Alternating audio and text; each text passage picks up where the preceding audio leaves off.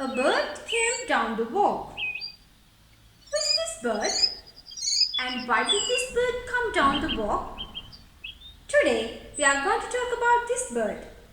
I am Kusala Karunarathne and this is Literature Mastery.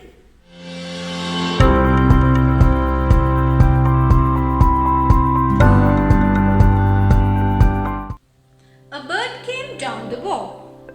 This is also a poem that comes under the theme nature. So this is written by Emily Dickinson.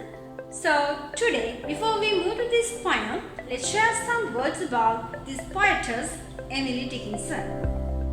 So Emily Dickinson is an American poet and she took a prominent place in American poetry. So she also has written so many poems and let's see some of the examples out of her poetry collections. Success is counted sweetest, and nobody, who are you? Hope is the thing with feathers. Because I could not stop for death, my life had stood a loaded gun. So these are some examples that she has written. So she was born in 1830 in 10th of December and she died in 1886 15th of May.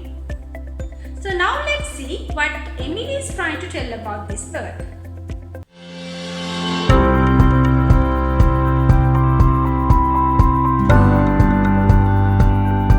So Emily is talking about a bird who comes to the compound and this poetess is watching this bird very carefully. So the bird hunts a worm and then it breaks this worm into pieces.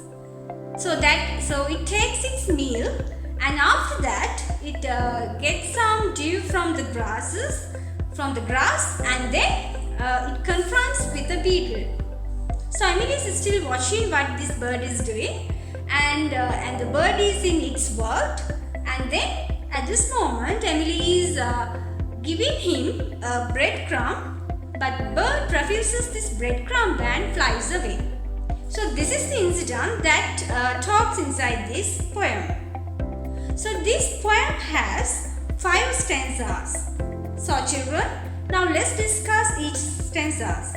So first let's move to the first stanza of this poem. Okay children, so now let's move to the poem. So I told you there are 5 stanzas in this poem and let's move to each stanzas. So now you can see the first stanza here. So first let's read it. A bird came down the walk, he did not know I saw. He bit an angleworm in halves and ate the fellow raw.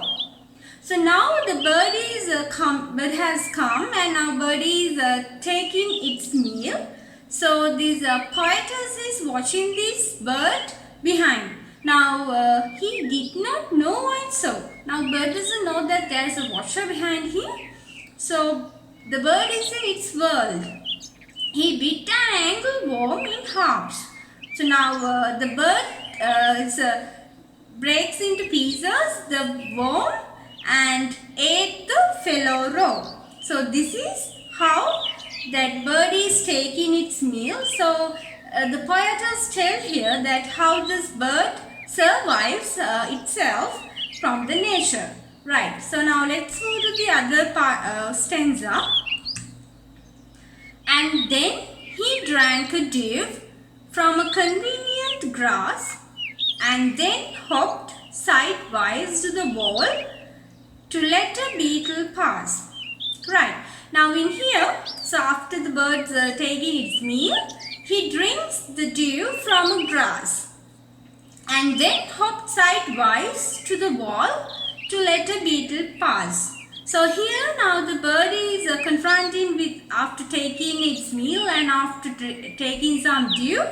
So the bird is enjoying itself. Now the poetess is still watching and the poetess wants to tell that the bird is enjoying itself alone, right? So now the bird is in its world. and then hopped sidewise to the wall to let a beetle pass. So bird is confronting with the beetle, and also after that it let this beetle to go. So this is a phenomenon that can be seen in the nature. So the poetess is watching the world of this bird. Right, now let's move to the other stanza.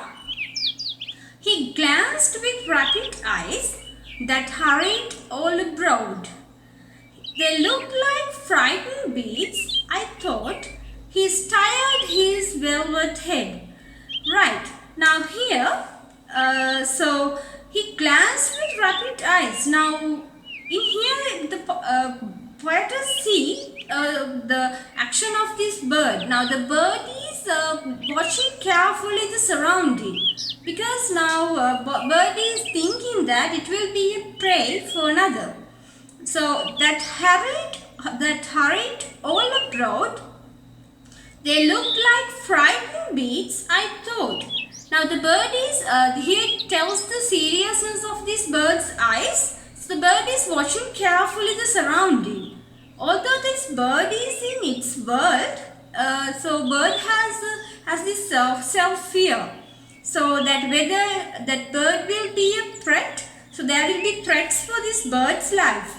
So that while that bird is enjoying himself, he is looking carefully at surrounding, and then with its fear. They looked like frightened beasts, I thought. He stirred his velvet head. So now this change in this change of this bird. So how this bird is getting fear is watched by this poetess carefully. Right. Now let's move to the other stanza. Like one in danger, cautious, I offered him a crumb, and he unrolled his feathers and rode him softer home. Now in here, this is children, this is the climax of this poem. So you know, now it's like, because it has become the climax, because now the poetry is interfering to these birds, interfering to this bird's life. You know, here you can see, I offered him a crumb. So now the bird's in its world, and then poetess offers him a crumb. So this changes this bird's action, and then he unrolled his feathers. So the bird is not ready to get this crumb. So the bird is flying away soon by rejecting this crumb. Now, so now let's see the final part of this poem. So the last stanza. Then oars divide in the ocean, two silver for a sea. O butterflies of banks of noon leap splashless as they swim. Right. Now in here, so it describes the quick movement of this bird. So how this bird flew away. So now then oars divide the ocean. Now in it, here it tells that the phenomenon of these oars used to row boats, and now it when pushing from the boats the water, so it divides into two and quickly gets together. So this quickness is explained in this in here, symbolizing how quickly this bird flew away. O butterflies of banks of noon. Also, here the poetess tells that the quick movement of the butterflies. So as the quick movement of the butterflies of bank of noon, this bird flew away quickly when the poetess sees, when the poetess offered this crumb, the bird flew quickly, just like the quick movement of the butterflies, and also how these how this water comes together quickly after dividing, after this pushing from this oars. Right. So now children, that's all about this poem. So now through this poem, the poetess nicely explains these the movement of the birds, how this poetess is watching this bird, and then how the bird is rejecting this crumb given by this poetess. So throughout this poem, it tells about the nature, how this nature is surviving, and also the interference of this man to the nature is explained throughout this poem. So okay children, so now let's move to the techniques of this poem. Right, so here you can see the techniques. So first technique I am going to explain is the visual imagery. So now in this poem you can see the visual imagery. So the incident itself is the visual imagery. So how the bird is coming, how this poetess is offering the crumb, and all these things are visualized.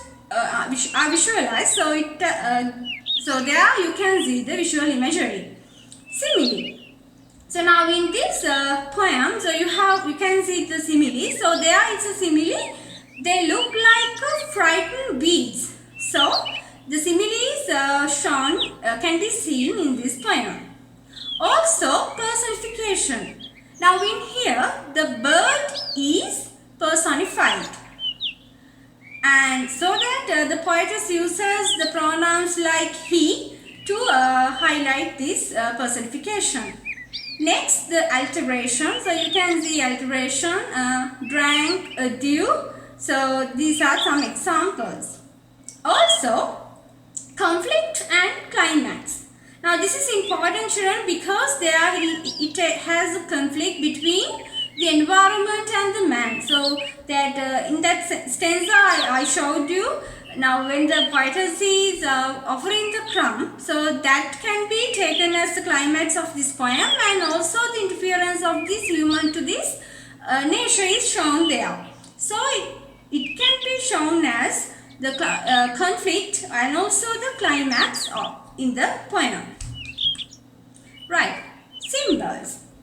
Now the bird itself a symbol of nature. So the poetess has taken this bird to represent this nature. And also there you can see some symbolical words.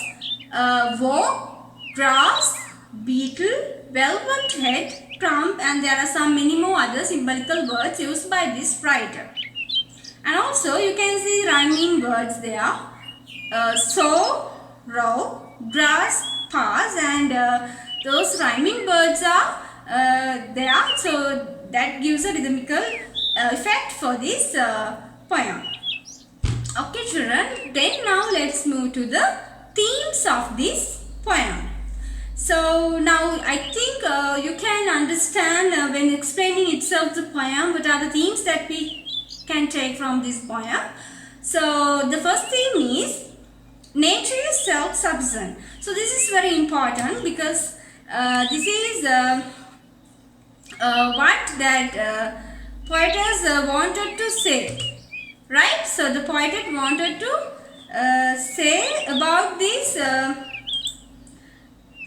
self-sufficient, the self-sufficient of this environment, about this nature, how the nature is self-sufficient. So how this bird is finding its food by itself is explained through this poem. So nature is self-sufficient. Man's interference to the nature. And this is very important one because the poetess also wants to tell that how this man is interfering to the nature. So it's not suitable thing. So nature survives itself and nature doesn't want this interference. That's why the bird is rejecting this crumb. So the next theme is beauty of nature.